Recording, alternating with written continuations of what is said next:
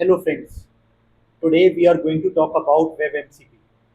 WebMCP क्या है, MCCP से क्या डिफरेंट है बेसिकली, और एक ब्राउज़र एजेंट के लिए ये कितना यूज़फुल हो सकता है, और how the things can change after if we implement the WebMCP in our websites and how the basically agents can interact. So stay tuned, let's see. तो सबसे पहले एआई एजेंट का ज़माना आ चुका है. There are AI agent which are helping people building the software, interacting with software. हर जगह एआई एजेंट्स हैं. आप कोडिंग कर रहे हो तो क्लाउड कोड, कोडेक्स, ये एआई एजेंट्स हैं जो कोडिंग कर रहे हैं. आप ब्राउज़र से इंटरेक्ट कर रहे हैं, आप ब्राउज़र एजेंट्स बनते हैं. It can interact with the browser, it can open a website, they can click on something, and then they can do some operation on your behalf. But problem आती है कहाँ पे? प्रॉब्लम आती है जब browser है, तो ब्राउज़र का बेसिकली जो डोम ट्री है, एजेंट उसको देखता है और उससे के बेसिस पे समझता है कि इसमें क्या कंटेंट लिखा है, मुझे कौन सा फॉर्म भरना है, मुझे क्या क्लिक करना है, मुझे कहाँ पे क्या वैल्यू भरनी है. होम की जगह होम एड्रेस है तो एड्रेस भरेगा, जहाँ पे नेम है तो नेम भरेगा आपका एजेंट. बट बहुत टाइम गलत हो सकता है. और फर्स्ट क्या इन्फॉर्मेशन भरनी है, कौन सा बटन क्लिक करना है, उसके बाद क्या होगा, ये इन्फॉर्मेशन मिलती कहाँ से एजेंट को? आपके डोम ट्री से, आपके जो बेसिकली वेबसाइट पे जो लिखा हुआ है, जिससे इंटरेक्ट कर रहा है, वहाँ पे. अब ब्राउजर्स को ये प्रॉब्लम सॉल्व करनी है so that agents can understand the web pages और the applications effectively, rightly, and they can interact in a best possible way. यहाँ पे काम आता है वेब एमसीपी का. तो सबसे पहले हम वेब एमसीपी को देखें, उससे पहले हम एमसीपी देखते हैं. एमसीपी होता क्या है? Basically these are some tools. अब टूल्स किसके लिए? एलएलएम के लिए.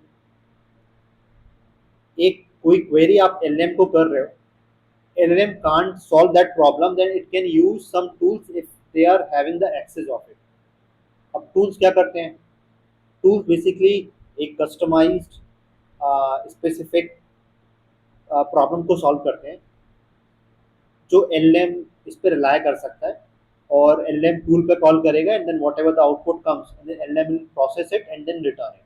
राइट, यही एजेंट का एक बेसिकली मीनिंग होता है. राइट, जब एजेंट बन रहा है और ब्राउजर में आपको बेसिकली प्ले करना है, तो उसके लिए वेब एमसीपी है. काम वही है, लेकिन ये ब्राउजर्स के लिए. अब ब्राउजर्स में होता क्या है, मैंने बताया था कि डोम ट्री होगा.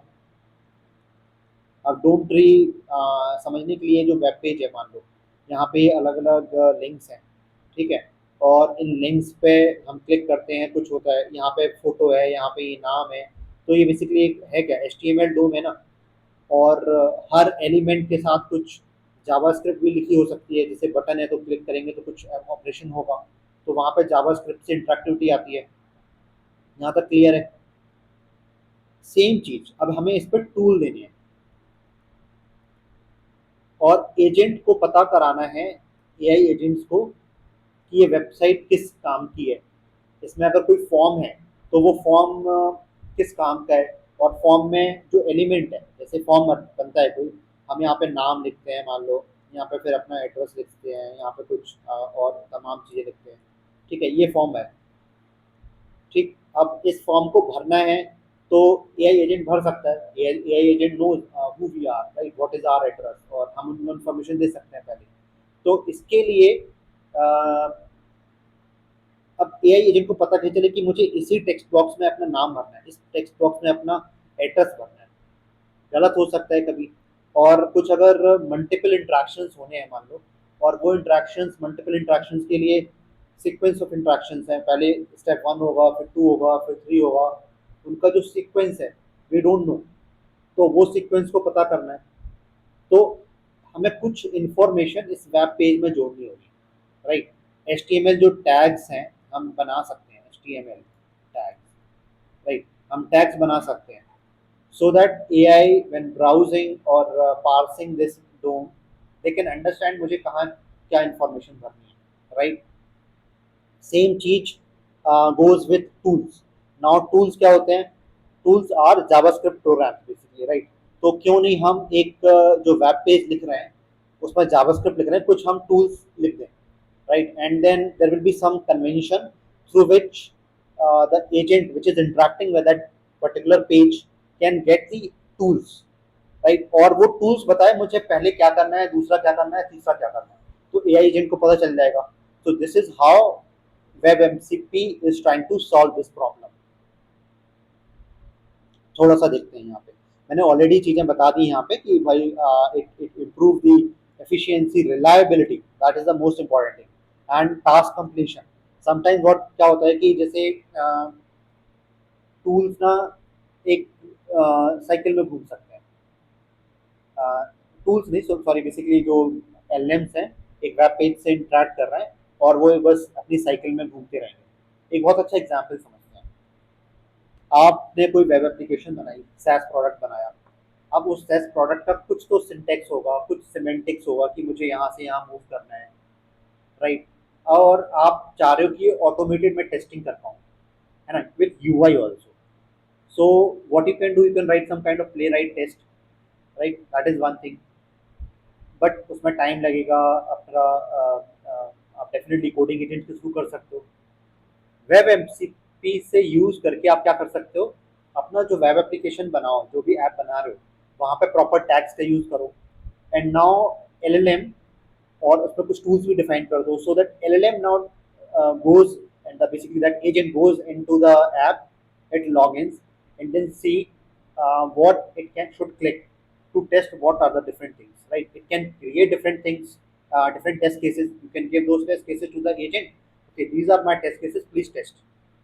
Now the agent will pick those test cases sequentially, एक एक करके, और एक एक करके अब उसको हमने जो डिफाइन करा है, एलएम बेसिकली अपने टेस्ट केसेस देखेगा और वेब पेज को रीड करेगा और उससे समझ पाएगा बेटर ऑफ द प्लेटफॉर्म, और उनके जो एलिमेंट्स हैं उनको बेटर समझ पाएगा और सीक्वेंस में वो टास्क कर पाएगा। तो टेस्टिंग का जो एफर्ट है वो भी कम हो गया, right. When you are doing basically a feature for the first time, आप बेसिक प्रॉम्प्ट्स लिखो और एजेंट को दे दो that it will test, right. तो आपकी एक बेसिक ऑटोमेशन होगी इसमें। तो ये बहुत अच्छा फीचर हो सकता है even for the software developers who are writing the products but they want to test now.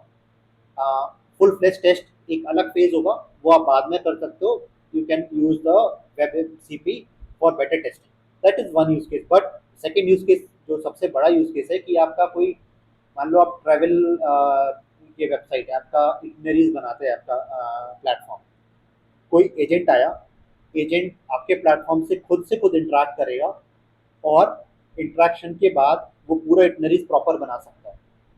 तो उसको पता रहेगा मुझे पहले कहाँ क्लिक करना है, दूसरी जगह कहाँ क्लिक करना है, तीसरी कहाँ करना है। ये प्रॉपर रिलायबिलिटी के साथ एजेंट आपकी वेबसाइट के साथ इंटरेक्ट कर सकता है। आप कुछ सर्विसेज देते हो, अगर अगेन वो कुछ क्वेश्चन पूछने हैं, कुछ इंफॉर्मेशन निकालनी है, कुछ उस प्लेटफॉर्म से इंटरेक्ट करना है, वो सब चीज़ें कर सकता है। So there are many use cases of WebMCP. बहुत लाइफ इजी हो सकती है if you use WebMCP rightly. अभी क्या हो रहा है कि सॉफ्टवेयर सिर्फ ह्यूमंस के लिए नहीं लिखे जा रहे हैं, अब मशीन्स के लिए भी लिखे जा रहे हैं। जैसे वेब सर्विसेज होता था, दो वेब सर्विसेज, दो प्रोग्राम आपस में इंटरेक्ट कर रहे हैं। Same thing can happen now with website, simple website agent के लिए इंटरेक्शन हो रहा है। आपने वेबसाइट बनाई, अपना SaaS प्रोडक्ट बनाया जो ह्यूमन भी इंटरेक्ट कर रहा है, बट आपकी कोई मशीन एजेंट वो भी इंटरेक्ट कर सकती है। How cool it is, right. So they have support for discovery, right. Web CP मतलब क्या करेगा कि कोई भी एजेंट आया और जैसे ही आपके वेब पेज पे आया, it should be able to discover, right? And then second phase is JSON schema. It can put up proper machine readable schema so that agent will not have any kind of misunderstanding about the website. It should not just think कि अच्छा hallucinate कर जाएगा, वो ऐसा नहीं होना चाहिए, right? So that increases the reliability. The state, अब जैसे वेब ऐप है आपकी कोई, है ना, तो उसकी कुछ स्टेट है, आपने कुछ स्टेप्स करे 1 2 3 4, और उसके बाद कुछ स्टेट पे है। तो at any point of time a particular page is in which state, LLM can make now better decision from this state where it can go, right? So those things are possible. Use cases में बता दिया कि customer better support मिल सकता है, improving the travel booking, like एक example के लिए वो जो बहुत ही कॉम्प्लेक्स बुकिंग सिस्टम है, जहाँ पे मल्टी सिटी, मल्टी पैसेंजर, है ना, मल्टीपल स्टॉप्स, चीज़ें बहुत सारे कॉम्प्लेक्स वर्कफ्लोज हो सकते हैं। तो आप कोई एजेंट आपकी वेबसाइट से काफ़ी अच्छे से इंटरेक्ट कर सकता है। So this is possible now, right? And with web MCP you need to fill the form in a structured way, right? Agents can do uh, support agent के interaction ना, quicker application debug, basically मैं जो testing tool बता रहा था ना, आप उसके लिए कर सकते हो। एजेंट्स बेसिकली आपकी टेस्टिंग कर सकते हैं, राइट? तो इनेबल करने के लिए आपको इस यूआरएल पे जाना है और इनेबल फ्लैग को ट्रू करना है। इसकी दो टाइप की एपीआईज होगी, राइट? एक तो होगी इम्परेटिव एंड डिक्लेरेटिव। इसको समझते हैं पहले। इम्परेटिव मतलब क्या होता है और डिक्लेरेटिव मतलब क्या होता है। जैसे आप कोई वेब पेज की प्रोग्रामिंग कर रहे हो एचटीएमएल में, आपने लिखा, एक टैग लिख दिया button, create a button, it will create a button. आपको ये नहीं बताना है वो बटन कैसे दिखेगा, उसका डायमेंशन क्या होना चाहिए, आप बस को डिक्लेयर करना है, कुछ पैरामीटर्स भरने हैं, and then it will be able to do that. Same चीज आपकी डिक्लेरेटिव के साथ होती है, बट आप इसमें टैग्स वगैरह जो मैंने बताया था ना, एचटीएमएल के टैग्स लिख सकते हो। ऐसे करके आप डिक्लेयर कुछ कर सकते हो, डिक्लेरेटिव एपीआई होगी, and then your agent can use those. For imperative this is again true.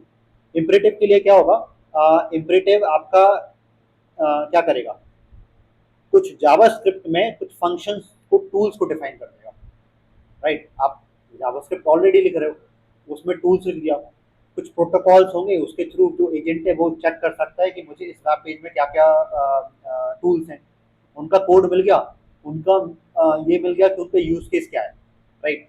उस यूज केसेस के बेसिस पे it can decide whether I should call which particular tool, right? So this is already the normal MCP, which is a backend, used to do it. Now it can be done in a front end also.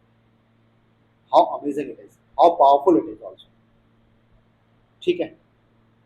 तो limitations तो रहती हैं हर tool की। वो discoverability, ना, आप website visit करने से पहले आपको कैसे पता चलेगा? तो it has a problem. More overhead for complex interfaces. आप एक वेब ऐप है, बहुत सारे मॉड्यूल्स हैं, बहुत सारे कंपोनेंट्स हैं, उसमें अब कॉम्प्लेक्सिटी बढ़ रही है ना? आपको एक फ्लो डिफाइन करना है कि स्टेप्स डिफाइन करने हैं, पॉसिबल स्टेप्स करने हैं। LLM में got confuse in that, right?